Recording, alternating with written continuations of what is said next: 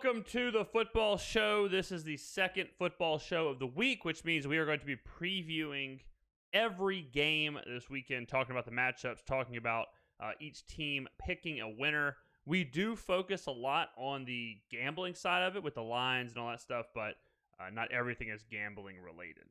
And like always, the chat gets involved. This is a live show, so I will be reading chat, answering questions from chat, sharing chat's opinions, and they drive the show just as much as I do, like a car with two wheels. Right now we're having a very serious discussion about breakfast. If you eat breakfast, is breakfast always a time thing, or is it a first meal of the day kind of thing? If you eat your first meal at noon, are you always having lunch, or does it depend on what the mood is, or what the meal is, what the food is? Very confusing. So let's go ahead and do this, man. I'll give the NFL this. They have given us some incredible matchups to start the season. I mean, I don't think anybody's denying that. They've really knocked it out of the park. I mean, last week, we have Patriots, Seahawks. This week, we have Saints and Packers. And on Monday Night Football, they're coming back with the biggest game of the week, Chiefs and Ravens, which we'll talk about later. So let's go ahead and look at this thing, man. We start with the noon games, and we work our way up through there. So we work in chronological order. We end the show with Monday Night Football. So the first game on the slate, Las Vegas. It's getting hard to even say that, but the Raiders at New England. Now this line opened up at 6.5. New England minus 6.5. It's moved a little bit to 5.5, which is a pretty big swing here. This is a weird game for me. I'm not going to lie to you, because on one hand, I think it's a letdown spot for both teams. Think about Vegas. Vegas just played the biggest game in their franchise for these players. The biggest game they've ever played. First game, Monday Night Football, or their first game in their new stadium on Monday Night Football against the Saints, get a huge win. And what do they immediately have to do? Get on a plane and go to New England to play the Patriots. So that is a bit of a letdown spot. It's always a good trend to fade teams that do well on primetime games, because then the whole, not everyone watches every game, right? But everybody is watching Monday Night Football. Everyone is watching Sunday Night Football. So if you look good on Monday Night Football, the public loves it. The narrative is you're good. A lot of people are going to see the Raiders beat the Saints, beat them bad. And a lot of people are going to be like, wow, this team is good. This team is real.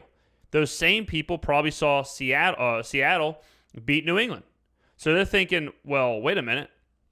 Vegas just beat the Saints, and the Patriots just lost to the Seahawks, and I'm getting 5.5, 6.5 points with a team that just won. That's what they want you to think. Now, I would normally say, let's just fade the Raiders. But also, think about the Patriots. The Patriots travel from New England all the way to Seattle. They play an absolute thriller. One of the best games I've seen played in a long time. They lose in demoralizing fashion. They lose on the 1-yard line. Could have won the game. And then they got to fly all the way back, banged up, tired, defeated. Got to fly back from Seattle all the way back to New England. So I think it's a letdown-ish spot for both teams. If I had to, I would probably back New England, because I don't think Vegas is very good. I think what we saw Monday night was a bit of Vegas playing over their heads. I think what we saw was a little bit of the Saints being awful and having to go on the road, having to go play Belichick, have to deal with Cam Newton. That could be tough on short rest and all that stuff. So if I had to, I'd back the Patriots, but I don't love this game. The over/under, by the way, opened up at 46.5. It's up to 47.5. I don't have too much of an opinion on either way on that. Let's go to chat real quick.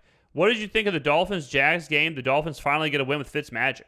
I watched a little bit of the game. Awful teams, really bad teams. On Streamer this week, I mentioned that I thought the Dolphins were the play, just because anytime you have two bad teams like that, take the points. Points always help. This is what Fitzmagic can do, is that, was he good? I mean, he threw for 180 yards, right? Like, nothing crazy here. But if he's playing for you, he'll give you a few random wins. And this was one of those wins. I think now I saw where he's beating the Jaguars with like 6 different teams. So kind of interesting. But yeah, I mean, these are 2 bad teams with a lot of injuries, and both teams just kind of waiting to figure out where they're going to go. You know, like the Dolphins, I think the Dolphins coaching staff and the Dolphins organization is fantastic with Brian Flores. And I think they're just waiting for Tua. So this is one of those games where if you're a Dolphins fan, you can't really take too much out of this game. And if you're a Jags fan, you can't take too much out of this game. These are 2 bottom-dwelling teams, and you're just trying to fill gaps over the next couple of years with the draft, with free agency, and go from there. Next game, Rams at Buffalo. This game in Buffalo, this game opened up 44.5 is the over-under. That's moved to 46.5, 47 in some places. And it is Buffalo -3 was the opener, now 2.5 across the board. So I'm betting this game. I'll tell you that right now. I like Buffalo -2.5 here. I think Buffalo is low-key or is super underrated, and this is why. They've played the Jets and they've played the Dolphins. No one has watched these games. The public has not seen these games. They saw a deceiving score against the Jets. They beat the Jets by 10, but that includes multiple red zone turnovers. That includes they could have easily won that game 40-something to nothing if they wanted to, and they ended up winning by 10. And then they play the Dolphins, and they win by 3. I think it was a close game there. So it's one of those things where if you look at them, you probably think, they started off kind of slow, whatever. You look at the Rams, complete opposite. The Rams opened up the season on Sunday Night Football with a huge win against the Cowboys. Big narrative there. Then they go to Philadelphia and beat Philadelphia handedly in Philly. So the Rams are 2-0, and they're looking like gods. Buffalo is 2-0, and people aren't really talking about them at all. I think Buffalo is still one of the best teams in the league roster-wise. Still one of the most talented teams in the league roster-wise. And when the Rams went to Philly, we'll put it like this. When the Rams went to Philly last week, that game was like a pick. That game was right there, pick 'em, 1, depending on where you got it. And this is pretty close. I mean, this is now sitting at 2.5. So are you telling me that Buffalo is 1 point, 2 points better than Philly? They seem a lot better than Philly right now. Philly looks like one of the probably the worst 10 teams in the league. So this line doesn't make too much sense here. I think you're seeing a lot of people loving on the Rams. I think you're seeing a lot of people believing in the Rams. I think this is where they come crashing down. I think this is where Buffalo shows out and does the damn thing. Buffalo's defense is really strong. Jared Goff really struggles in these situations where he can't do what he wants. Obviously, he can do whatever he wanted against Dallas, and he can do whatever he wanted against Philly.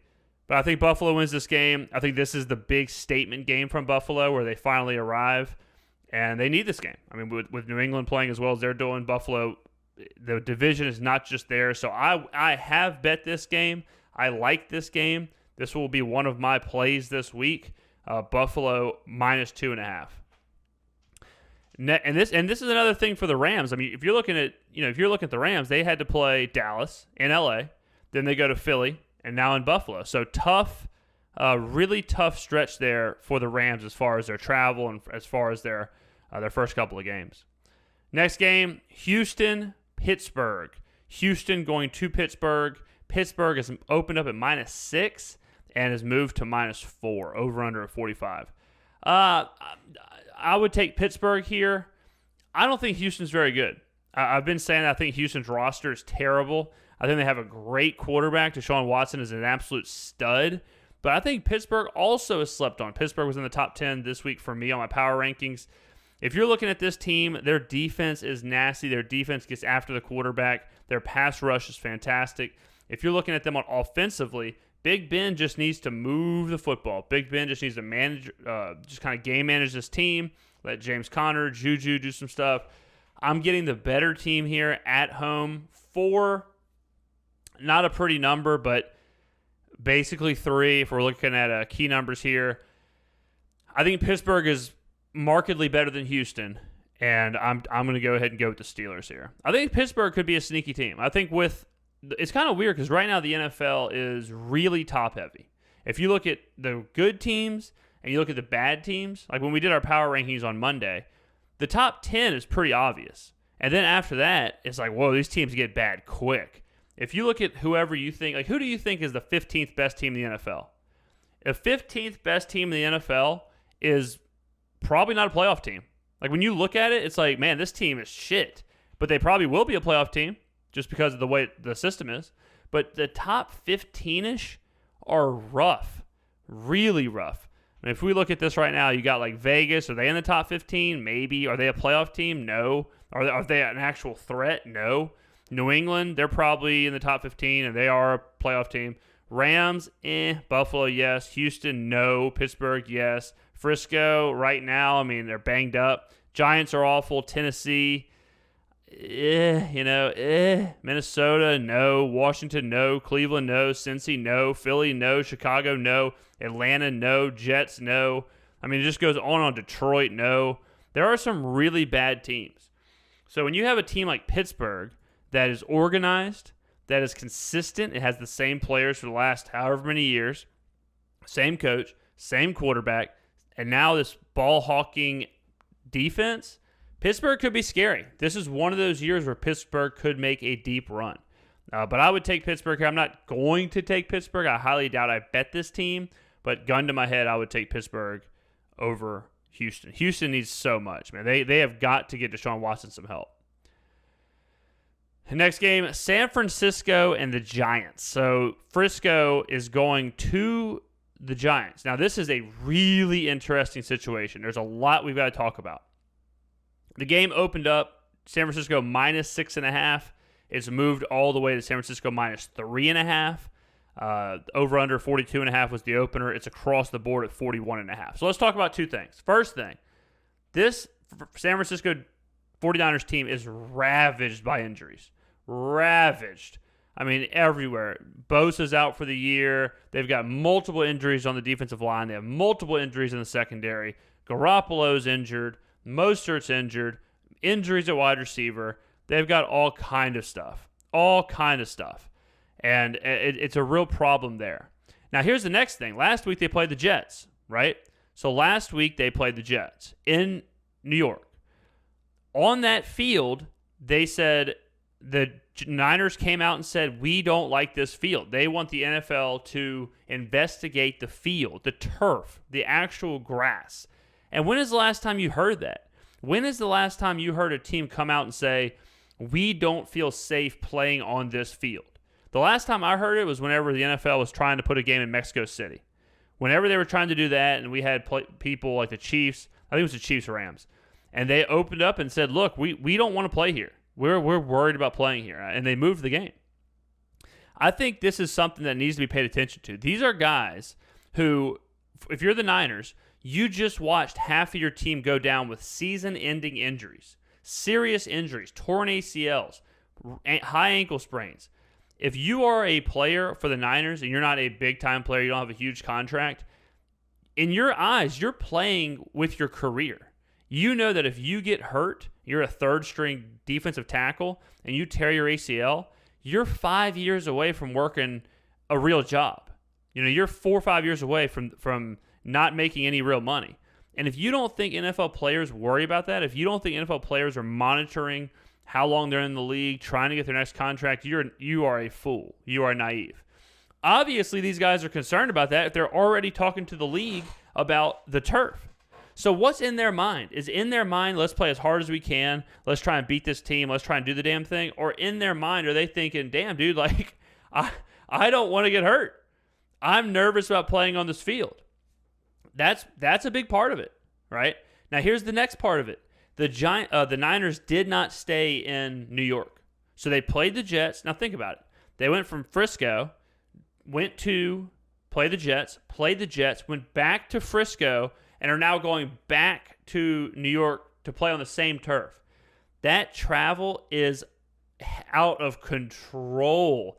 I don't know if you've ever traveled for work or even for vacation, but traveling that much on such a short time, your rhythm is all off, your sleep schedule is all off, how you feel in your body is all off. When you want to eat is all off. When you want to sleep is all off. Your energy levels are up and down. So you have a Niners team who are, 1, dealing with mega injuries, 2, dealing with disgruntlement on the field and obviously distracted, and 3, dealing with some major travel going from west to east, back west, back east. And you start throwing in travel like that, they haven't seen their families, they've stayed in hotels, they've slept on planes. That stuff adds up. I was talking to somebody this week about sports betting, and this is what sports betting and sports gambling is all about. If you ever start off your handicap, if you ever start off a handicap like, I'm taking the Niners because the Niners are way better than the Giants. The Niners went to the Super Bowl last year. The Niners did this. If you start off a handicap with, oh, well, I think Ezekiel Elliott is the best running back in the league. How are the Cardinals going to stop Ezekiel Elliott? You're already a loser. You're already a loser. If you start off your handicap with, what? The Raiders are getting 6 points, but they won last week and the Patriots lost. You're a loser. That's the Joe Public mindset that makes Vegas be able to build multi-million-dollar casinos. The only way you can find an edge is by thinking about the turf, the surface, the altitude, the weather, the travel, what the players are doing. Are they in Miami? Are they partying? Did someone on the team have a birthday? Are they staying in their hotel? What's the practice schedule like? Did one of them have a funeral to go to during that week? What are we looking at here? You know, so that's what you have. These are the things you have to look at when you're looking at these numbers. Vegas knows how good these teams are. Vegas knows who the good players are. The second you say, well, what about Cam Newton? Skirt! Stop yourself, because Vegas knows about Cam Newton. Vegas knows more about Cam Newton than you've ever known about Cam Newton. So everything they know about Cam Newton is in the line. You have to go past the X's and the O's. You have to go past the players on the field in order to find any kind of edge. That's why with this Niners-Giants game, we've talked about the playing surface, the distractions, their contracts. We've talked about the travel. That's how you have to nail down these lines. And that's not saying that we always win, but that's how you have to try and attack these things. So I think the Niners are in a really bad spot here. Now, with all of that being said, the line has moved 3 points. The Giants are missing Saquon Barkley. The Giants are missing Sterling Shepard. There's injuries everywhere there. How good is Daniel Jones? Probably not that good. A turnover machine. Fumbles nonstop. I'm not touching this game, but I think there is a lot to look at here, especially with the Niners as far as everything we talked about. If anything, I may be looking at the under of 41.5, somewhere in there, just because Frisco isn't a high-powered offense anyways. The Giants certainly aren't a high-powered offense. There is some issues with, unknown quarterback things where there could be extra turnovers. Turnovers are not good for unders, but that's probably how I would get at this game. Let's talk about this too at Frisco. How good do y'all think Jimmy Garoppolo is? I was having a conversation today with someone, and the more I think about it, and Jimmy G signed a huge contract. I mean, Jimmy G is a heavily paid franchise, air quotes, franchise quarterback. But how good do you actually think Jimmy G is? I think he is right around the 25th best quarterback in the league. And the reason I say this is because we don't know Jimmy G's injury situation moving forward. Let's say Nick Mullins plays this game and every game for the rest of the season.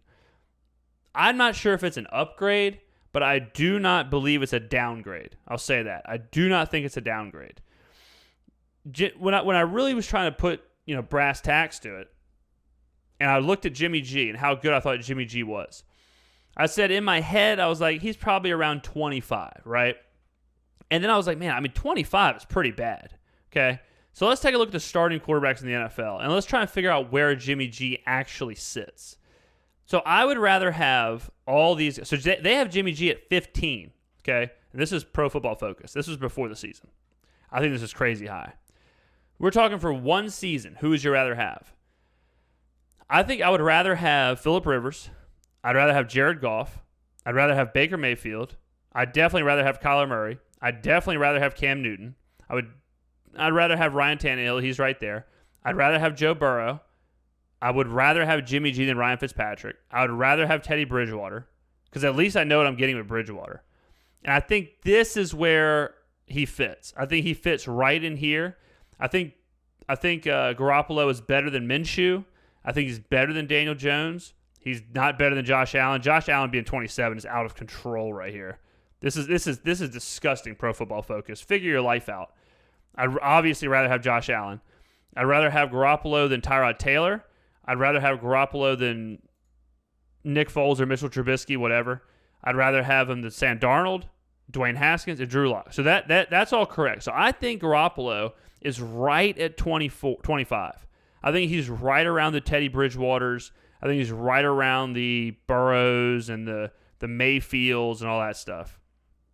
But like, how fast do you think the 49ers would take back Jimmy Garoppolo's contract?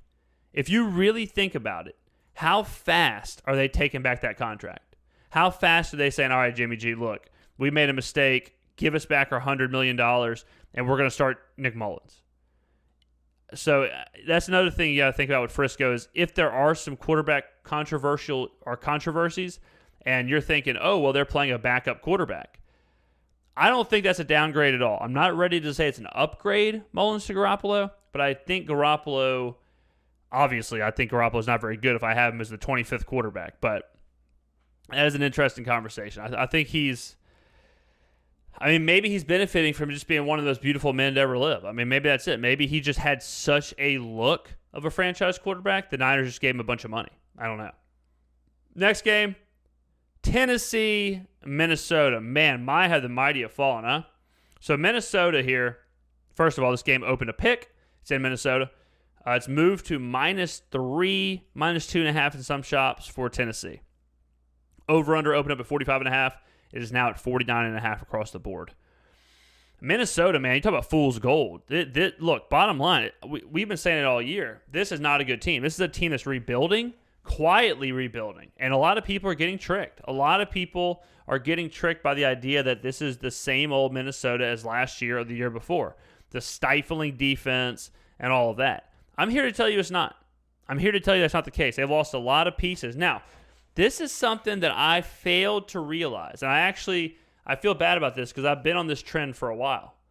I've been on the whole Kirk Cousins is a creature of habit thing.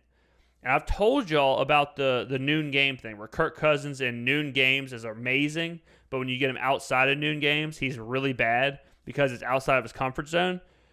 Well, I didn't even think about the idea of all the pieces being gone around him and what that would do to his comfort level.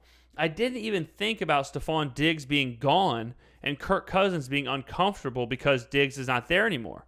So I think that's why we're seeing Kirk Cousins play so bad, is because Kirk Cousins is so uncomfortable with his new surrounding. Now, what I also did was I gave Mike Zimmer a lot of credit.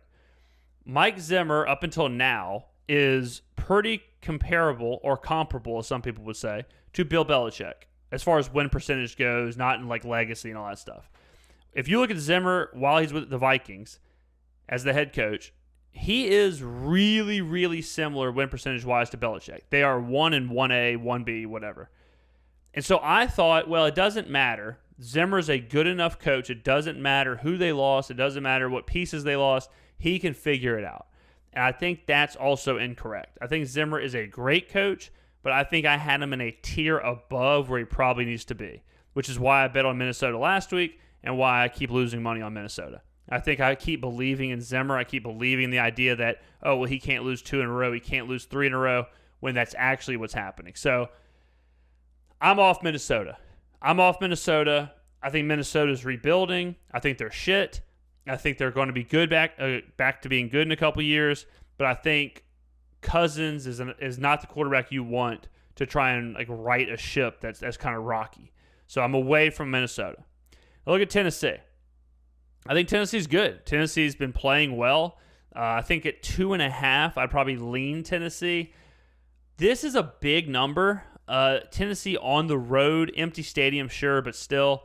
this is saying that Tennessee is like markedly better than Minnesota. And it's so hard to downgrade a team so fast and say that Minnesota went from, I think Minnesota's probably, before the season, I would have said they're probably in that like 8 to 9 win category. They're probably right there.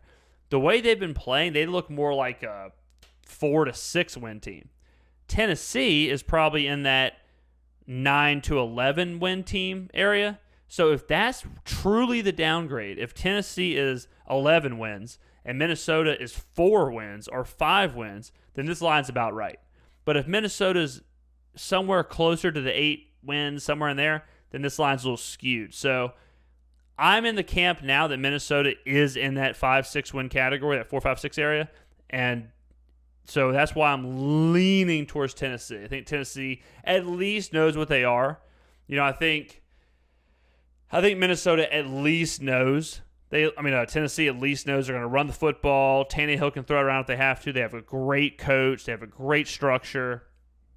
So with that being said, and Minnesota having no clue what the hell they are, I may make this one of my 5 games, but I'm going to take Tennessee minus 2.5 here. I don't have a ticket on it.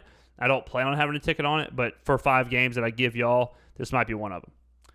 Washington and Cleveland. Yike. Ay, caramba. Washington at Cleveland opened up 5.5, minus 5.5 Cleveland, and is now at 7.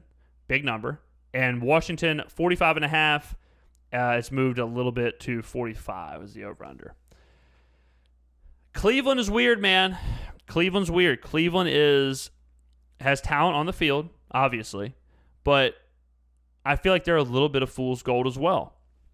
So let's look at their Thursday night game. Now, it is worth noting they have extra rest. Thursday night game, they play Cincinnati. Cincinnati has the worst rush defense in the NFL.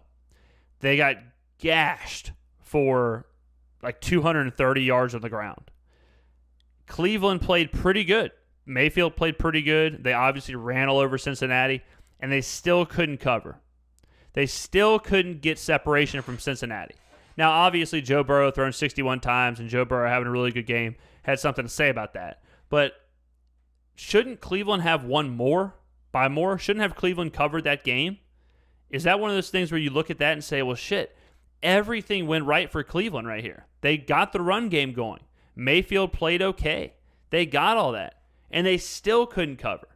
So what happens with a Washington team that perhaps with Ron Rivera has a better game plan and Cleveland can't run for 250 yards? Cleveland, Mayfield doesn't play that good. And then now you're telling me they have to beat Washington by 7 when everything went right against Cincinnati? They couldn't figure it out then? I'm a little off this. I'm a little off the idea of Cleveland getting that much separation. 7 points. Now, it is in Cleveland, so, they do have home field as well. Again, the extra rest, all that stuff is really good. But I don't know if I like this number. I think, honestly, gun to my head, I think I would honestly take Washington. And I'll tell you this, too. And we'll talk about this more in the Cincinnati game, which we have next. But I think Cincinnati's getting a lot of love because people love Joe Burrow so much. So when they see Cleveland beats Cincinnati, that's a good win in people's eyes, right? That's a good win, divisional win, whatever, because people think Cincinnati is good or better than they would be perceived because of Joe Burrow. So when you see Cleveland beat Cincinnati, just like I'm saying, I'm telling you that's a bad win. I'm telling you that's a win that Cleveland should have covered. Cleveland should have won more, right? So even though you may hear like, hey, look, they took care of business in Cincinnati. Did they? Did they take care of business? I'm not so sure. I mean, what is covering is taking care of business. In my world, if you don't cover, that means you did not win by what people think you should have won by. And in this universe where we're cashing tickets, that's the only thing that matters in my life, is cashing tickets. If you can't cash tickets, I don't give a shit what you win by. All right? So I think here I'm going to take Washington. I'm going to take the better coach. I'm going to take Dwayne Haskins, who doesn't make mistakes, who just doesn't turn the ball over. And hey, say, does Cleveland win this game? Sure. But I have not seen Cleveland get separation yet. What has Cleveland done in 2 games? First game, they get stomped by the Ravens. absolutely embarrassed by the Ravens. The Ravens could have won by however many they wanted to. Never a ball game. Then they play Cincinnati and don't cover, even though they had everything working for them. So I haven't seen Cleveland do this yet, and until I see them start to be able to get this separation from teams, I'm not going to back them. I'm taking Washington here, +7. Next game, Cincinnati and Philadelphia. Okay. It's a tough game. It's at Philly, Cincinnati, -5.5. -5.5 was the opener. Or, excuse me, Philadelphia's -5.5 in the opener. And now they're sitting at -4.5 across the board. Over-under opened at 45.5, has moved to 47.5. Right off the bat, I'm going to tell you this. I like the over. I think Cincinnati is a great team to bet on the over because obviously they're throwing the football. It's kind of like Arizona, where their default setting is letting Joe Burrow throw. Now, he's not going to be throwing the ball down the field, but he's still throwing a lot. 61 times last game. This is a team you want to back with overs. You don't want to back with unders. It's not easy to have an under when your quarterback's throwing 60 times a game. Let's look at Philly, okay? Philly has to win this game. Philadelphia has had a awful start, a terrible start. They have to score. They have to impress. Cincinnati has an awful defense, terrible defense. Philadelphia doesn't have a stud defense. So you've got two teams that want to score and can score, and you've got two defenses who can't stop anybody. So to me, that sounds like a good over situation. Let's say Philly jumps out to a lead, 17-0. Well, congratulations. You're going to have Joe Burrow throwing the ball 60 times a game. Let's jump real quick to chat here. I'll tell you real quick, there are lots of talk about the downfield throwing, and that's a focus right now, so look for that to improve. No, I mean, I think Burrow can throw the ball downfield, and we broke down all of his throws. He does throw downfield. What I'm saying is there's a huge chunk of their offense that is Burrow throwing quick routes, one-read routes, screen routes. So I'm not saying he can't throw downfield like Drew Brees. I'm saying that, he's throwing 60 times a game, but he's not dropping back throwing Hail Mary 60 times. A lot of that is quick run or quick screens and quick routes. So that's what I'm saying. I'm not saying that he can't throw downfield, that he won't throw downfield. It's just just like Kyler Murray. Like Kyler Murray, their offense is like quick West Coast, quick routes, 4, 5, 6 yard passes and see what happens. So that's more what I'm saying. It's more of a West Coast philosophy versus an air raid philosophy. Like Kansas City's a team that passes a lot, but they throw the ball downfield. They're more of that air raid offense. They're more of that like run and gun offense, whereas Cincy and even like the Saints and the Rams, they're much more of a dink and dunk, true historical West Coast offense. But this game, I'm back in Philadelphia. I would take Philly -4.5 here simply because they have to win. I want teams that are motivated. A good way to bet and a good kind of mindset is the team you're betting on, do they have your same motivations in mind, right? And that's why a lot of the times it's beneficial to you to bet on dogs, because let's say a team is +8, okay, and they're down 10. Well, if you have the dog, even though they're down 10, they are still motivated to score. So when they have the ball, your motivations and their motivations are the same, right? It's go down and score, go down and cover. Now let's say you have the team that's -8 but are winning by 10. What are your motivations? Your motivations are, hey man, we're barely covering, keep scoring. Their motivations are, we have this game won, run out the clock, kneel the ball out, right? That's the problem. So a lot of the times, you'll see it all the time, where you'll have a team who it's like, I need them to go down the field and kick a field goal, but they won't kick a field goal because they're already winning the game by a touchdown, and they may be able to run the clock out. So that's the motivational issues that happens in betting. You want to be backing the teams who have the same mindset you do. If you're backing Philly here, Philly is max motivated to win this game. Philly cannot afford to lose this game. If Philadelphia loses at home to Cincinnati, you're talking about Peterson's probably going to get fired. Wentz will probably start getting some major heat. So it's motivation from Peterson. It's motivation from the front office. It's motivation from Carson Wentz. They've got to perform. They have to show out. They have to win. Does Cincinnati have to win? Cincinnati probably feels pretty good after that last game, where Burrow played great. All they've heard all week is how Cincinnati looks so much better than last year, how Burrow looks so great. They're not max motivated. Now, that's not saying they don't want to win, but the motivation definitely leans towards Philadelphia.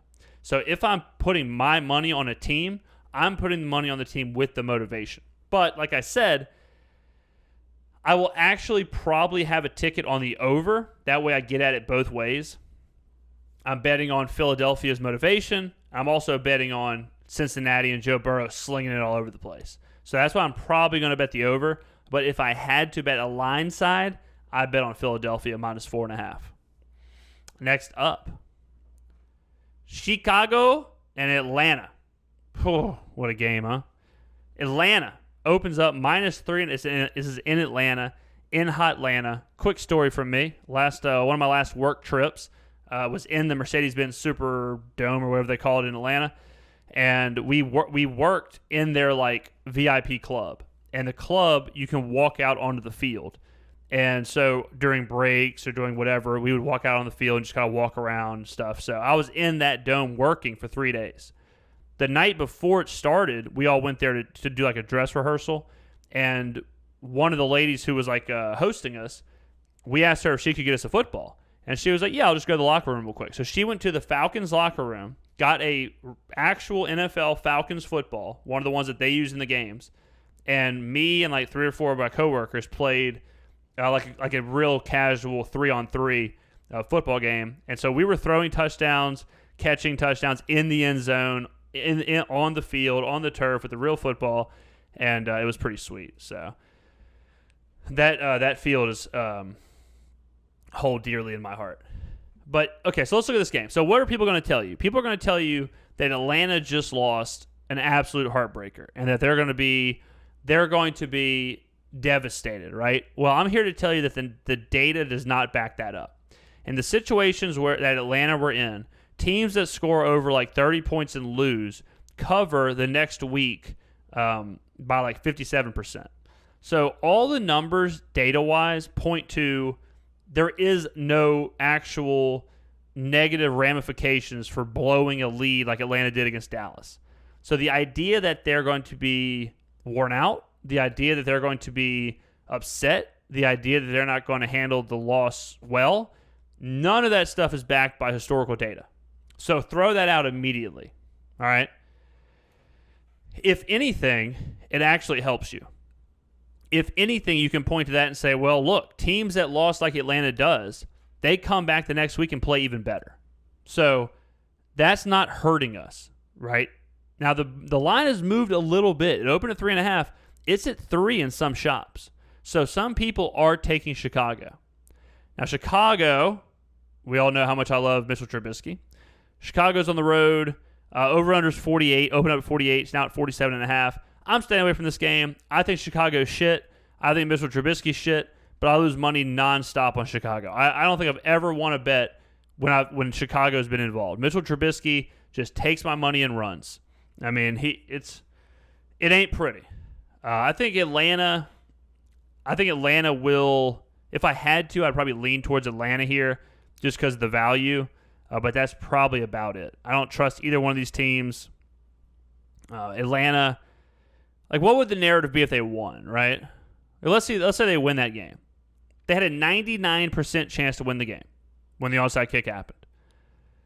If Atlanta wins that game, what is this line? Is this line Atlanta -6? Atlanta -5? So that's value for us. It's value for. I'm about to talk myself into taking Atlanta. Like I'm about to talk myself into getting a ticket on Atlanta. This might be one of my 5 picks. Now I'm confused. I mean, think about it, right? Dallas winning that game was a fluke. 1% chance. So if we take the result on average with Atlanta winning that game, this line is not 3.5. This line is not 3. This line is closer to 5, closer to 6. So we're getting some tremendous value here. And we have the historical data telling us that more times than not, whenever a team loses a game like that, they cover the next week. So, I'm going to have money on Atlanta now. All right, whatever. I like Atlanta here. I'm taking Atlanta -3. Let's just get off this game. Next up, Jets, Indianapolis. Jets are on the road at Indy. Now, this is a good game to have after the Atlanta talk because there's value here too, but we may just be passing.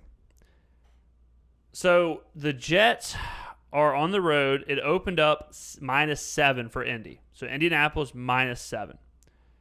The line has moved to Indianapolis -11.5 or Indianapolis -12. Over under 45, move to 44. I'm going to tell you right now, the value here is with the Jets. And it's not even really close. Indianapolis is a team who lost to the Jaguars at home in the first week of the season. And you're telling me that you're almost doubling the opening line. You're getting 5 points of value from the opening line with an Indianapolis team who's not exactly blowing people out. And you have a Jets team who, again, should be motivated coming off being 0-2. Now, here's the problem. Oh, and also it's a low total. With a low total, you always want to take teams with. So this is a bit of a value lesson here. Points are at a premium the lower the total is. Okay, that makes sense, right? So if I told you there's going to be 20 points scored in the game and I give you a team plus 10, you're like, well, shit. 10 points is 50% of the points scored. So those 10 points are at a premium value compared to if there's 70 points scored in the game and I give you the team plus 10. Then those 10 are worth less because there's more points. You see what I'm saying? I hope that's it's a pretty simple concept, but if you've never thought about it, it can be a little weird to invest in. But the lower the total, the more the points are worth to us, to the better. So if I have a low total of 44, then plus 11.5 or even plus 7 is a big time value because it's a higher percentage of the total. Okay, going to chat here. That's a very simple concept. Yeah, I mean, I agree. That's a very simple concept, but it's something that people won't think about. So we have a huge chunk of the total, and we have the line. We're on the good side of the line where we're, the money's coming in on the Colts.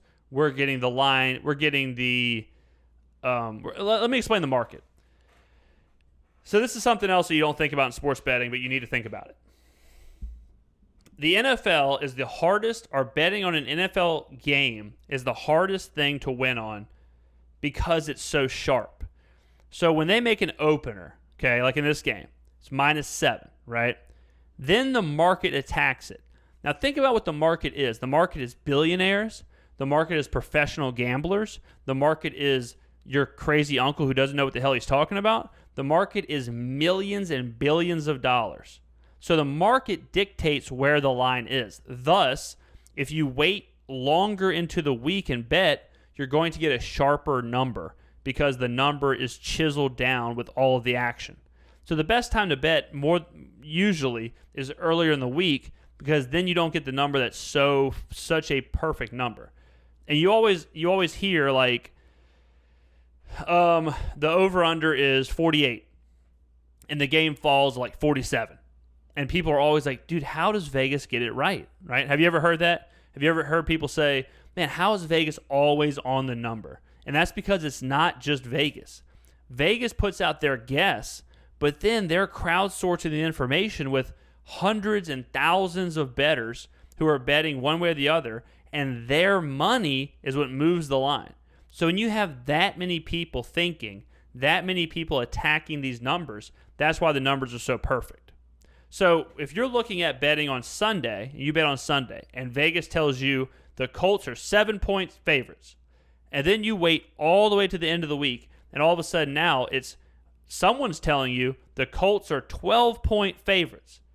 You got to be thinking, like, how much of this number is, how much value am I getting because of the public perception that the Jets are this bad, right? The public is telling Vegas, you are wrong. Not only wrong, but you are wrong by 5 points.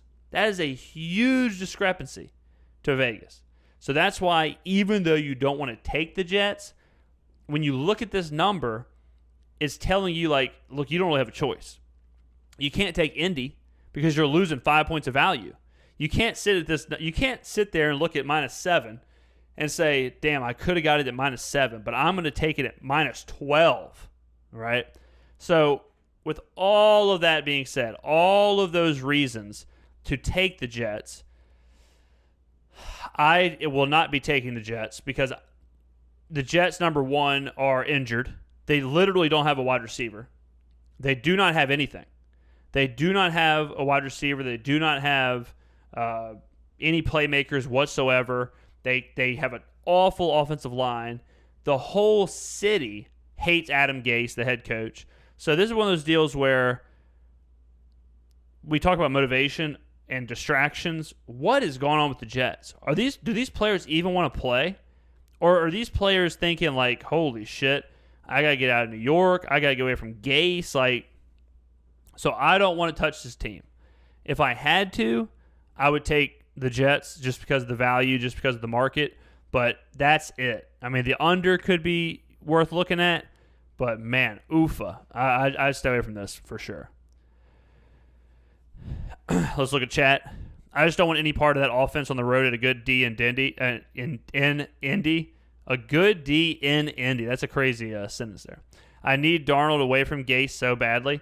Yeah, I mean, it's just one of those deals where you're talking about a franchise, you're talking about an organization where you do not know what you're going to get from them. You do not know what you'll get from Adam Gase. You do not know what you'll get from the players. You don't even know who to rely on. So, I can't back that team. But if I was forced to bet every game, I'd be taking the Jets. Next game, Carolina, LA Chargers. Carolina opened up plus 6.5, and total opened up at 44. The line has stayed pretty much steady. There's some sixes in there, but the Chargers are still sitting at a -6.5, and the over-unders moved to 43.5. So we knew what to expect with Carolina, right? We knew what to expect. We've talked about this before. New ownership, new coaching. It's going to take a while because of no preseason, no training camp, whatever. Chargers, really poorly coached. And now, with Tyrod Taylor being stabbed in the chest by his own team doctors, we don't even know what the hell's going on. I think Taylor was named the starter, correct? If he can play, he's going to play. So you have to watch for that, I suppose. Herbert starting. So Herbert was. So I'm reading chat now. So is Herbert named the starter officially, or is, because I saw where yes this week. So Taylor still can't play. Okay. So chat is telling me that Herbert is the starter this week. I like when backup quarterbacks start because they're so motivated to perform. They're so motivated to play hard. They're so motivated to. It's kind of like a bump. It's kind of like like the team gets invigorated. The team feels the energy of a kid playing his ass off versus a journeyman starter who's just trying to do his job. So Herbert starting this week. Okay, it's hard to ask a rookie quarterback to get the kind of separation. On the flip side, you've got Teddy Bridgewater who doesn't really make mistakes. Now, you don't have Christian McCaffrey. Christian McCaffrey is, in my opinion, the most expensive or the most important non-quarterback in the NFL. So how much is McCaffrey worth? A point, 2 points, something like that? So with McCaffrey, this line says it's like Chargers -5, Chargers -4.5, somewhere in there. With home field, that sounds about right, actually. There's too many variables. I don't like betting on games with tons of variables. This game has 1 million. What's Carolina going to look like without Christian McCaffrey? What is Herbert going to look like in his next week? Can he can he get separation to the tune of 6.5, 7 points? I mean, you need the Chargers to win by 7. You also got to think the Chargers are in probably a letdown spot. The Chargers just took Kansas City to the brink. The Chargers should have won that game. All right, the Chargers were leading, and they let Kansas City get away with one. So are the Chargers demoralized? Are the Chargers motivated to get 7 points of separation? Kind of hard to see. Kind of hard to see it, right? It's kind of difficult for me to sit back and say, oh, yeah, the Chargers are super motivated. Yeah, why wouldn't the Chargers want to? The Chargers, of course, want to get out there and do this. So I'd probably pass this game. The under looks pretty good. 43.5 is the under. I don't see how either of these teams scores a lot. Herbert's probably going to try and push the ball, but if you're Carolina, you got to think they're just going to try and sit on this thing. I mean, they're not going to open this thing up and let Bridgewater sling it 55, 60 times. So maybe the over or maybe the under, but really ugly game. I don't plan on watching this one. Next up, Detroit and Arizona. So this game opened up Arizona minus 3.5 at home and has moved to Arizona minus 5.5. Detroit is at 51 and the over-under has moved to 55.5. So Arizona is basically everyone's darling. Arizona is everyone's darling right now. They've played really good, and they look really good. And we've talked about it here. We like Arizona. We think Arizona is moving forward. They're in our top 10. Detroit is the team with the motivation. Patricia's coaching for his job. The team is playing for their jobs. The team is 0-2 and a really bad 0-2 at that. Detroit has to come in here and do something. They have to come in here and fight hard. They can't roll over. If they roll over, they might as well look for houses in Arizona because they don't have a house in Detroit. Okay? So motivation-wise, you're better off with Detroit. With that being said, I couldn't take Detroit here because, I mean, they've burned me 2 weeks in a row. They're just getting their ass kicked. You never know. There's a fine line between a ship that's being corrected or a ship that's sinking. If Detroit is sinking, you certainly don't want to get on that ship.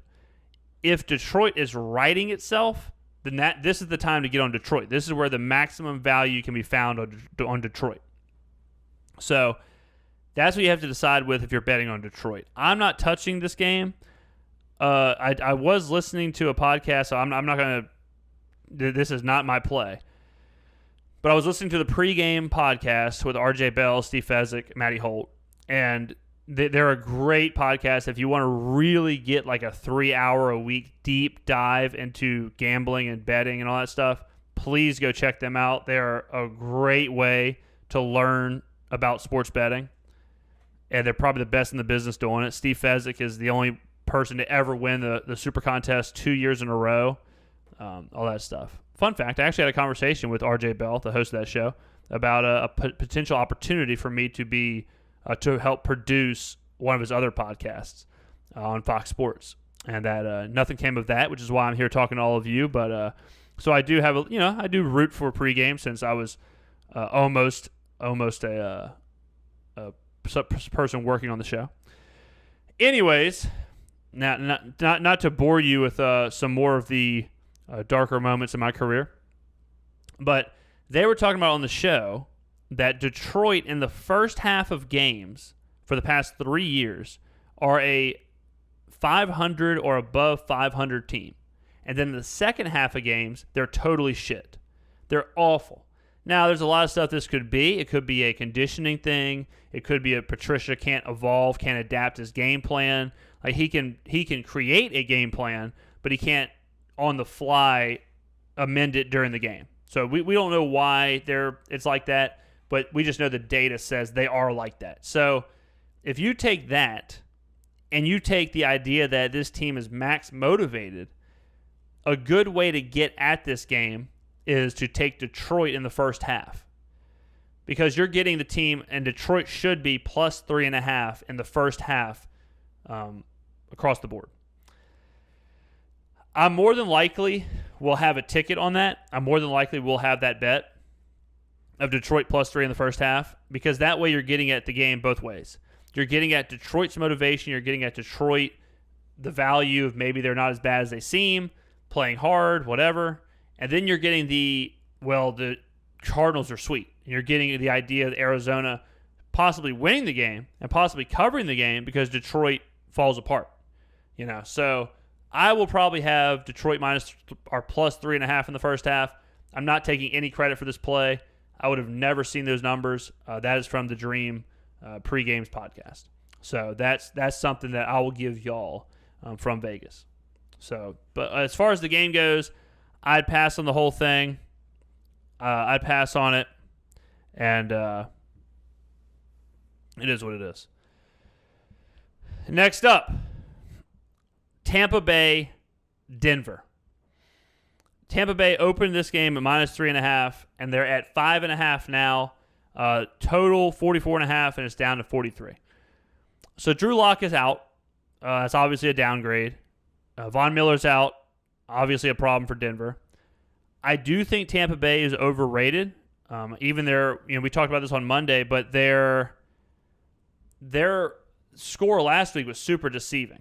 Right, their score last week was probably not really what it was. They got a late touchdown, so it looks like they beat up a little more than they probably did. How good is Tampa Bay? We still don't know.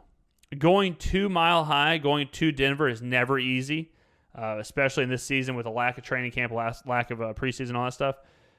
I'm not touching this game because of Denver's injuries. Like, everything points to taking Denver. But how can you take Denver when you have a team that doesn't have their quarterback, doesn't have playmakers, has injuries all over the place? Their leader, the best player on their team, is out for the year before the season even starts. Very tough situation. And then plus, you deal with a totally dead bet if something does happen to the quarterback, and now you're under your third string quarterback, and you don't want to be bet on that. So I'm staying away from this game, not touching it. Two teams that I have no clue about, like how good they actually are. So I stay away from this one. I plan on staying away from it. It is what it is. So that's Tampa Bay and Denver. Again, I like to try and make plays on games that I understand the two teams. When there's so many variables, I tend to stay away from those games. I tend to stay away from games with big injuries. I tend to stay away from games with teams that are hot and cold, and this has all of that in spades. So I'm totally washing my hands of this. If I was forced to play something, honestly, I'd probably play Tampa Bay because of the possibilities that there could be a quarterback injury to Denver or whatever else. 3 games left, and these are 3 damn good games. Go back to chat. Sorry I'm late. Ready to provide some pro-level insight to the football show now, though. Hey, get up in here, get involved in chat. All right, so the last game we had that's not a prime time game, Dallas and Seattle. Very good game here. The game opened Seattle minus 3.5, and is now Seattle minus 5. The over-under opened at 55 and is now 57. Okay. Now, there's a lot of stuff to go over in this game. I'll go to chat real quick here. According to chat, let me find it. The 3 keys to Seahawks-Cowboys. 1, slow down Zeke. 2, pressure Dak Prescott. 3, let Russ cook. And that's from chat. So let's look at this game, right? Seattle is probably right now the best team in the NFC, I would say. And it's kind of like by default, right? I mean, the Saints are shit and look terrible. The Niners are hurt. So in Green Bay, who the hell knows? So you've got a team that people see as probably the best team in the NFC. You also have Russell Wilson, who right now is probably the favorite for the MVP. Is probably right now playing, well, it's not probably. He's right now playing the highest level of any quarterback in the league. Okay. Then you have Dallas. And we talked about this a couple weeks ago, where Dallas is the most viewed team in the league. They have the most eyes on them in the league. People care more about Dallas than any other team. And it's just how it is. If Dallas loses, it's a way bigger deal than if the Colts lose. If Dallas wins, So way bigger deal than if the Giants win. Okay, just how it is. So what have we seen from Dallas? Dallas plays the Rams. They get beat by the Rams. On the road, tight game, Sunday Night Football. We all saw what happened there. Then we see Atlanta. They beat Atlanta. They win by, one? Whatever it was. Yeah, win by 1. I think the Dallas game, now as you all know, I lost money on Dallas. Not a big deal. We don't have to talk about it. But if you look at the Dallas game, every single thing that could possibly have gone wrong went wrong. 4 fumbles in the first half, 2 messed up fake punts, a missed 2-point conversion, and they still won the game. And it wasn't like they won it 10-7. They still had to score 40-something points to win the game. So Dallas's impressive victory is more than likely even more impressive. Is probably actually underrated for how impressive the victory actually is when you think about it. So as much as you upgraded Dallas off of that win, you should probably upgrade them even more. All right. Now, with that being said, Dallas is going to Seattle. Not easy. It's not easy to play a game like that against Atlanta. Maximum effort game, then travel to Seattle and play this team. One thing I hate to do is bet against Russell Wilson. I hate betting against Russell Wilson because, like I was telling y'all earlier about the motivation thing, how you want to match your motivations with the motivations of the team, Russell Wilson's motivation is always 100. You never have to worry about Russell Wilson. So betting against Russell feels really, really bad because Russell's always going to be good. He's always going to be scoring. He's always going to be working his ass off and leading his team. So trying to have him do bad burns you more than the other way around. I said Monday during our power rankings, this may be Russell Wilson's best offense. I mean, he has weapons everywhere. And we know that Dallas's defense is not great. We know that Dallas has real problems in the secondary. That's not exactly a good sign whenever you're facing Russell Wilson and probably the best wide receivers, the best offense he's ever had, and him playing at this high level. Seattle's defense, really good. Where it's not that great is on the defensive line. So Ezekiel Elliott, stuff like that. Dak Prescott not getting pressured. Those kind of things do come into effect. Let's go back to chat. Hard for me not to take the over here as high as it is. Seattle D is in the bottom of a lot of categories and Dallas is meh. Agreed. I think that the over is kind of an obvious look here. The over is, no matter how high it is, we figure this game is going to be what? You know what I mean? We figure this game is going to be somewhere in the ballpark of the mid-30s to the low 30s, like a 30 to 33, some situation like that. I mean, we're looking at 57. Think about the scores that get to 57. It's not too hard to imagine those two teams getting there, right? Now, is that a trap? Or is that a trap? Is it too easy? Is it too obvious? Maybe. Sometimes you have games that seem like traps, seem like they're too obvious, but really that's just what they are. I remember a couple years ago, Kansas City and the Rams played on like Monday night. And that was one of those things where it's like, how is this game not going to be like 55-50, And then it was like 55-56. And it was what we thought it was. So this is one of those things where it's hard to see how it's not. It's hard to see how it's not a shootout. I mean, how is Dallas going to stop Russell Wilson? How is Dallas going to stop Metcalf and Lockett? How is Seattle going to stop Dallas? I mean, Dallas has been the best offense in the NFL statistically for 2 years. So you've got the best statistical offense versus probably right now the best offense this side of the Chiefs. It's hard to imagine. So is the over the move? Do you blindly just take the over here? Do you blindly say, man, you know what? Screw it. I'm just taking the over. I don't hate that. I wouldn't take the under. I'll tell you that much. I would not take the under. If I'm looking at the side,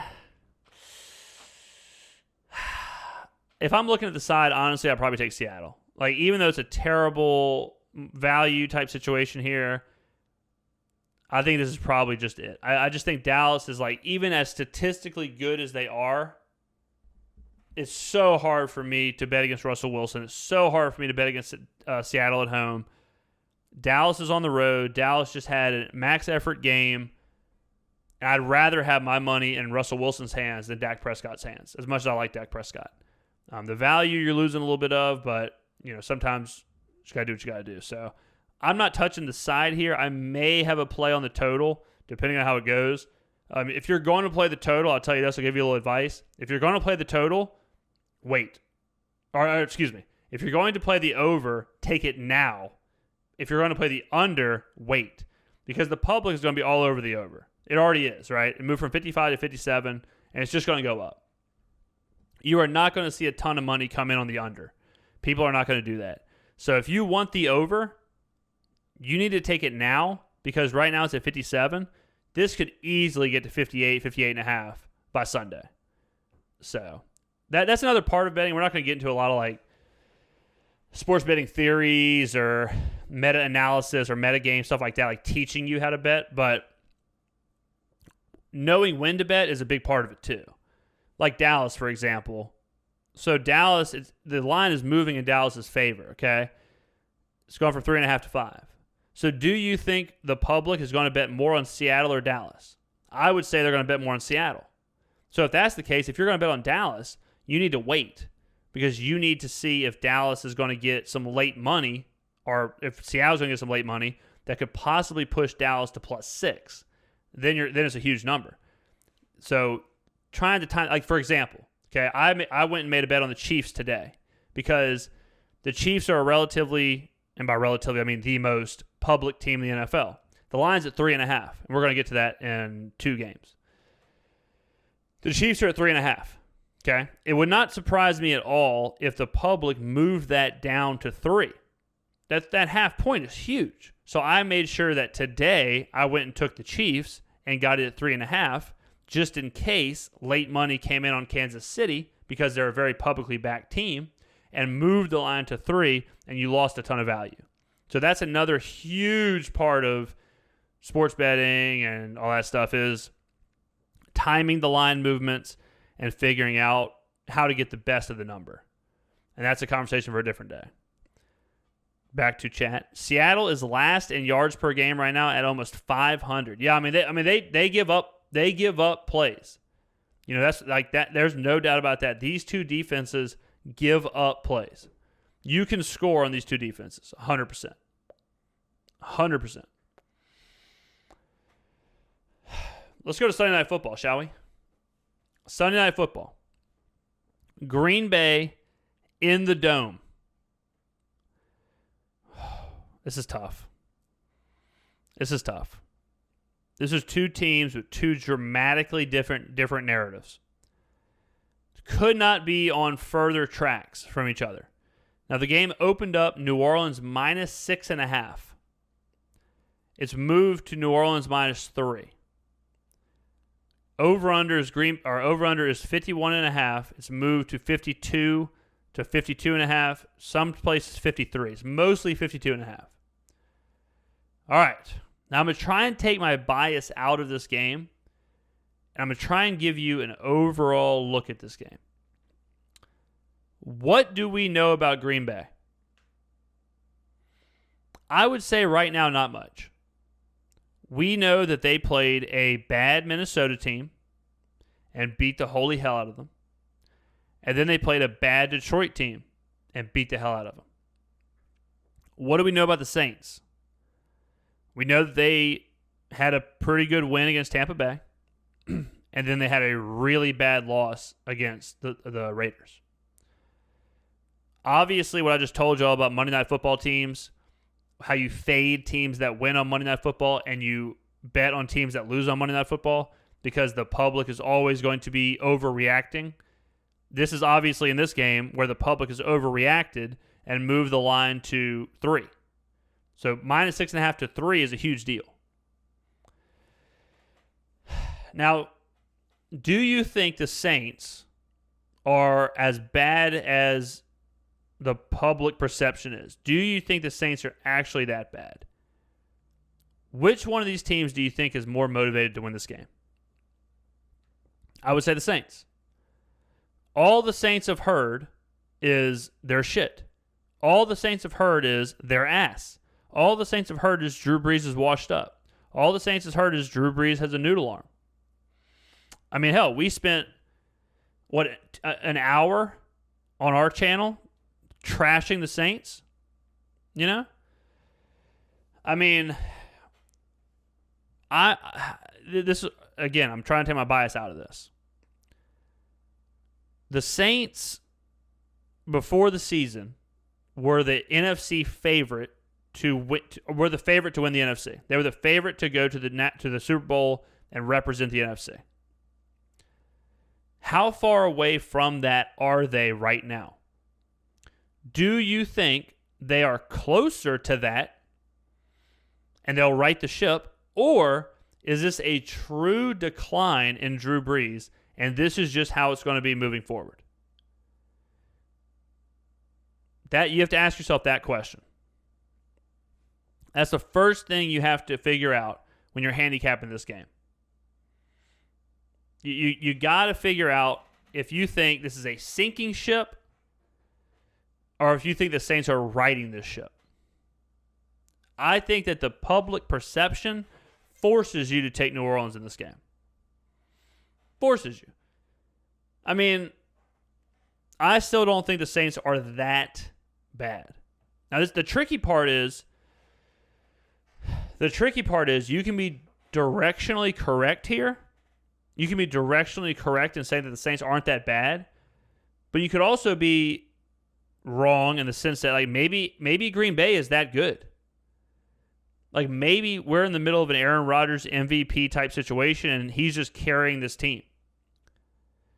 Maybe that's where we are. And if that's the case, this line where it stands right now, Saints -3, is telling you that the Saints are on a neutral field, probably about a point better than Green Bay. Devontae Adams is out. Big deal. More than likely. That's some inside sources from chat. So this is telling you that New Orleans is like a 1 point better team on a neutral field. So the margin of error is very slim. Very, very slim. To where if New Orleans wins or if New Orleans loses by 2 points, it's like, well, shit. Even that is a better performance than the Raiders game. So even that is like, okay, well, maybe the Saints aren't that bad, right? I mean, they're not even in our top 10 ranking. We didn't even have them in the top 10 because of their performance. So maybe, even if they lose, but they play hard, whatever, then that's more directionally of where they should be. Chat, I think Saints squeak out a win. Well, then you would be on the side of Vegas. Vegas also thinks the Saints squeak out a win. I think you have to take the Saints here. If you're actually trying to look at the value and whatever. Unless you believe that the Saints are just frauds. If you are shorting the Saints, if you're selling the Saints, if you're saying that, look, Brees is washed up, Brees is done, Brees is over with, then you want to take Green Bay. If Green Bay blows the Saints out Sunday, you're going to learn a whole lot about the Saints. And you're going to learn exactly who they are.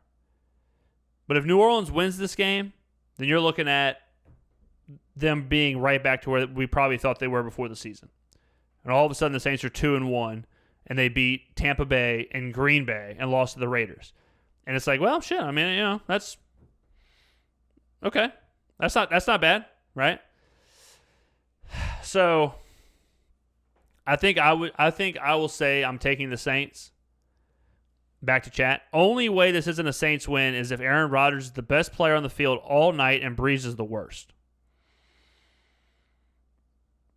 That's interesting.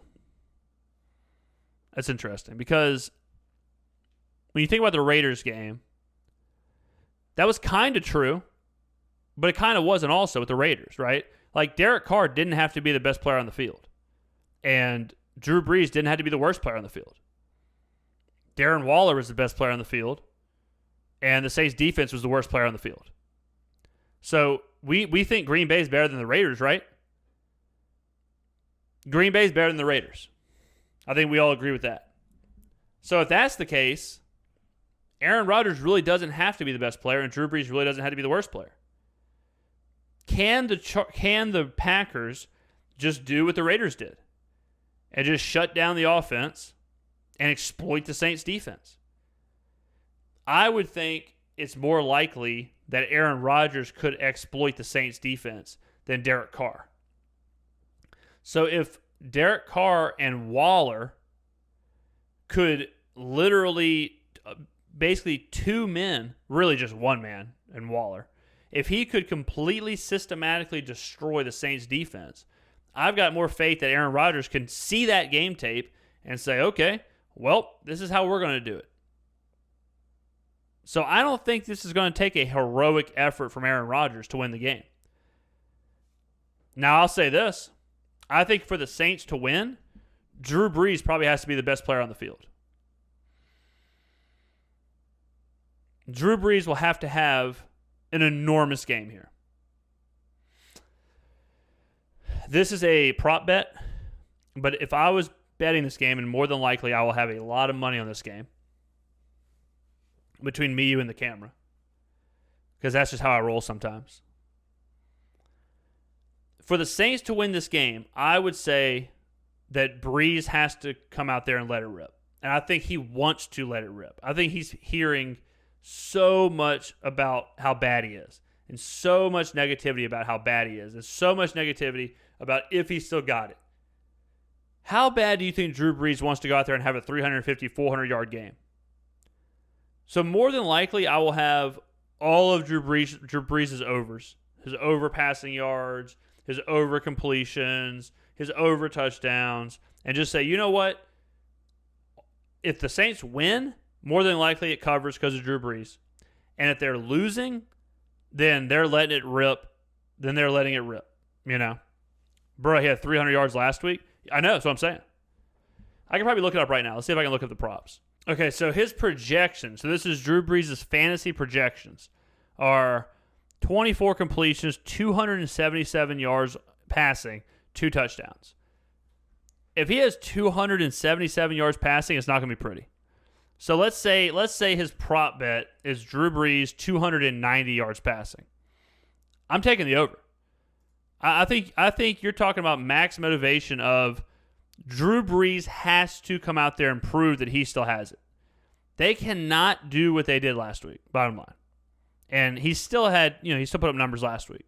So I'm probably going to get at this game with a lot of prop bets, a lot of Drew Brees throwing the ball around, a lot of Kamara, him slicing and dicing.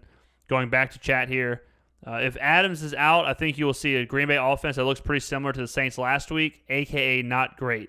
Adams is out, you're going to see a lot of Aaron Jones. Yeah, so, I mean, this is put up or shut up time for the Saints. And we skewered the Saints Monday, or Tuesday. We skewered Drew Brees. We did all of that. And this is the time now where the Saints prove to us what they really are. You know, we had questions after Monday night of what the Saints' ceiling is now. Are the Saints still a Super Bowl contender? Are they still an NFC Championship contender? Or are they not? And if they are not, it's because Drew Brees has declined so rapidly that he is not only not one of the best 15 quarterbacks in the NFL, not one of the 10 best quarterbacks in the NFL, but he may be in the bottom 20 or the bottom 12, I guess. You know, so the Saints right now will figure out, or we will figure out what the Saints are moving forward Sunday night.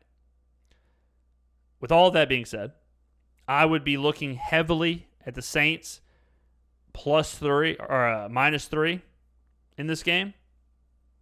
And I'd be looking at Drew Brees' overs in this game. I think that motivation-wise, the Saints have to have the back against the wall. They have to have a chip on their shoulder. They have to want to win this game more than anybody, more than any team. Sean Payton has to be hearing what people are saying about him. Drew Brees is certainly hearing what people are saying about him. So this Saints team, you would think, comes out with a spine. You would think comes out hot and tries to get after it. ultimate motivation spot. So I'll take the Saints -3 and all of Drew Brees' overs. Last game, yo. The Kansas City Chiefs traveling to Baltimore. The Kansas City Chiefs. This is a wild line. Opened up the Ravens -2.5 and has moved to the Ravens -3.5. Now, I've already told you I have a ticket on this game. I have Kansas City +3.5. Now, let's think about why. So Baltimore, what has Baltimore done? They beat a terrible Cleveland team, and they beat a Houston team. Kansas City struggled against the Chargers, won in overtime. So narratively, I would say relatively the narrative is negative for Kansas City and positive for Baltimore. Now, it's at home. How much does home field matter nowadays with no fans and all that stuff? We don't really know. I think it's somewhere around a point for travel, 1.5, somewhere in there. So this is telling me that Baltimore is 2 points better than Kansas City. I think that's a little crazy. The last time these two teams played was in Kansas City, I believe, and Kansas City was like a 6-point favorite, right? And Baltimore ended up covering with like a backdoor touchdown. Because somebody in chat look up when that game was and look up the score and all that stuff. But it was like Baltimore +6, and then they ended up covering because I had Kansas City. Classic. What's changed? What's changed since then? What's changed since then to where Baltimore is now flipped to being a 3.5-point favorite against Kansas City, who arguably has gotten better than the last time they played? Now, you can say Baltimore's also gotten better because Lamar Jackson's gotten better, but still. These teams are really close. Really close. All right? Now, let's look at the number. The number's 3.5. So this is through a key number. So Chiefs won last year at home 33-28. Yeah, I think the line, like if you look at that, box score, I think the Ravens scored a bunch of points in the fourth quarter. And I think at one point it was like 33 to maybe even like 33-11 or 33-14. And I think the Ravens scored like a lot late to cover. But I think the Chiefs had that game pretty much in hand. So what has changed that much to switch this game from Chiefs being whatever they were, -6 or -5, to now Baltimore's favored by 3.5? Now, when you go through a key number like 3.5, you got to think about the next couple of numbers, right? Let's say Baltimore is -4. Let's say Baltimore is -5. Then all of a sudden it's like, no, that in no universe would anyone ever give the Chiefs 5 points. I mean, Patrick Mahomes is the best quarterback in the league. Patrick Mahomes is the best player in the league. You're giving the best player in the league 3.5 points. They can lose by 3, and you're good. It was week 3, and we didn't know what Lamar was, and he was on the road. Well, yeah, but I'm saying, like, what has changed talent-wise? Like, all the talent is still there, right? All the talent is still there on the teams. Like, the teams, the actual rosters, like, if there was a big injury, then you could point to that and say, hey, this is why it's a big swing, right? And it was 33-13, and the Ravens scored 15 points in the fourth quarter. Okay, so the Chiefs were relatively beating them pretty good. The Chiefs were, for all intents and purposes, they were dominating the game. And these are pretty much the same two teams. And now you're talking about a home field that matters, I mean, virtually nothing because of the situation with COVID. You're talking about that, and you're saying that now all of a sudden Baltimore is a 3.5-point favorite? I don't see it. I don't see it at all. So I'm thinking, like I said, I already have the Chiefs +3.5. But I just don't see the Ravens side of this. Now, 2.5?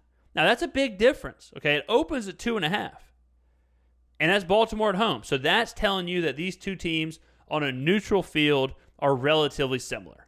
And I agree with that. I'm there, right? I'm there. I'm there saying, yeah, okay, if they played in the Super Bowl, I could see this being pretty much one of the two teams being a 1 or 2 point favorite.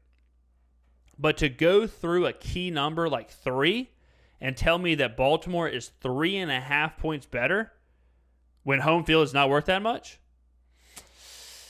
I don't know. I don't know about that one. I mean, I just think that giving Patrick Mahomes 3.5 points and telling Patrick Mahomes, it's hard enough to imagine the Chiefs losing, right? It's hard enough to imagine Patrick Mahomes just losing, much less getting a huge number like that. And again, what I was talking about, when you take teams, you want them to have your best interest in mind. The Chiefs will have your best interest in mind as a dog. If the Chiefs are down 28 in the first quarter, the game ain't over. The game ain't over. Okay? Game is not over at all.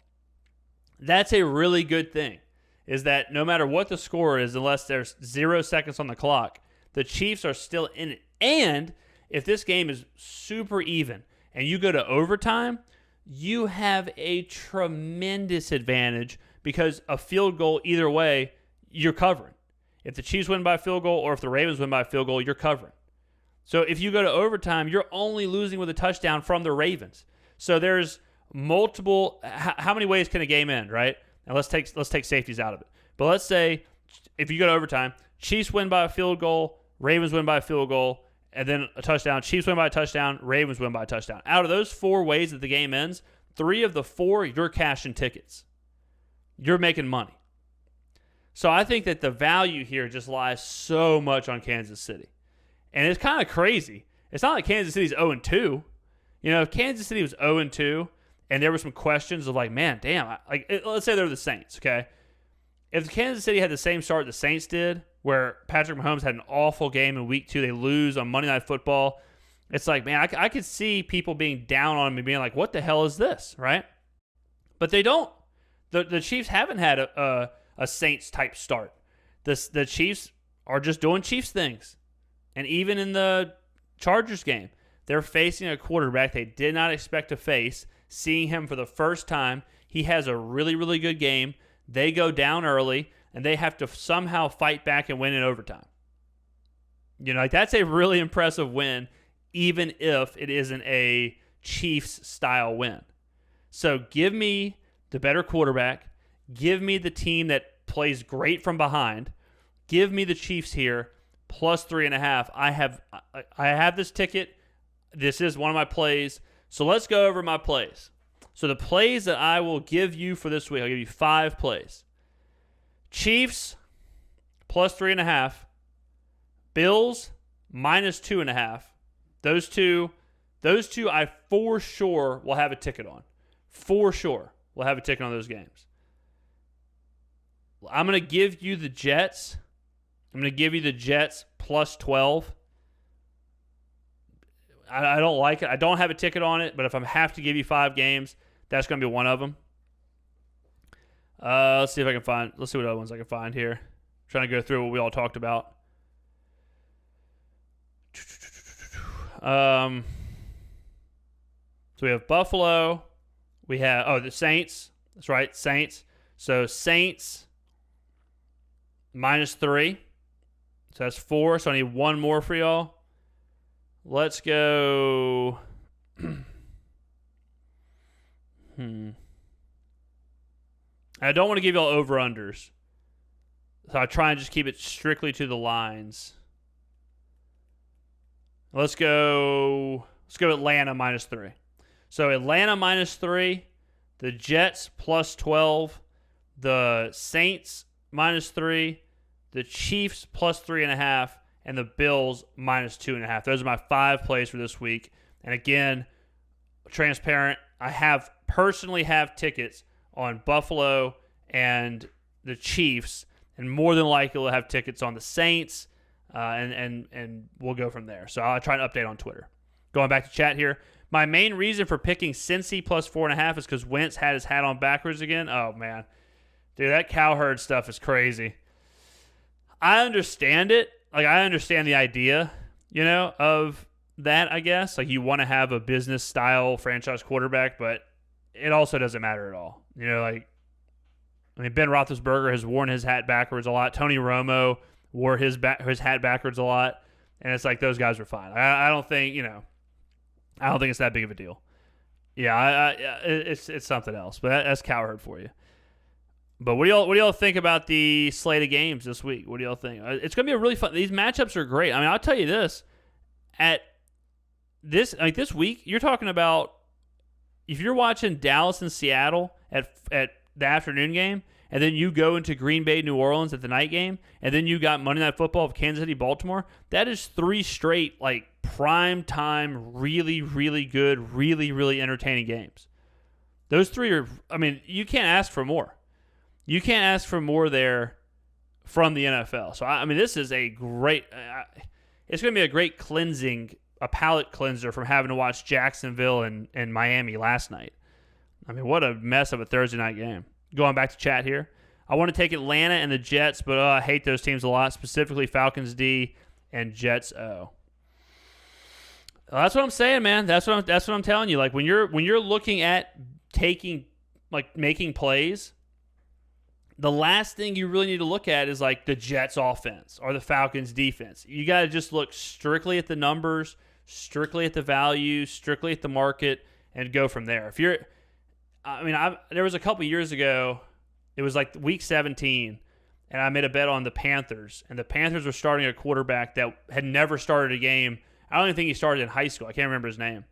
And like his dad was there, and it was such a big deal for him to start. I mean, I wish I could remember who that was. Someone look up who the Panthers week 16 starter from last year and the year before. But he started, and I remember I took the Panthers. And it was like, I don't feel good about betting on this quarterback. I don't feel good about betting on this guy because I have no idea who this guy is. But I'm betting for the motivation. I'm betting for the heart, the emotion. And it's probably not a great example to use because they ended up getting their ass kicked and he played terrible. But those are the kind of things you got to do, okay? Those are the kind of things you got to do. You can't look at the X's and O's, if you will, because Vegas has already looked at the X's and O's. So even if you're wrong sometimes, like taking the Jets, even though it's like, dude, how can you bet on the Jets? When people tell you how can you bet on the Jets, that should make you want to bet on Taylor Heineke. Oh, dude, PBS, do you remember? Oh, bro, do you remember the Taylor Heineke debacle? Oh, man. Do you remember? That was a tough one. Taylor Heineke was basically taking $100 bills and lighting them on fire. Sure do. Yeah. So anytime you make a bet and people, their response is, how could you possibly make that bet? Those are the best bets to make because that is how Las Vegas builds billion-dollar casinos, and the Blue Man Group can get paid $50 million a year to play every single night.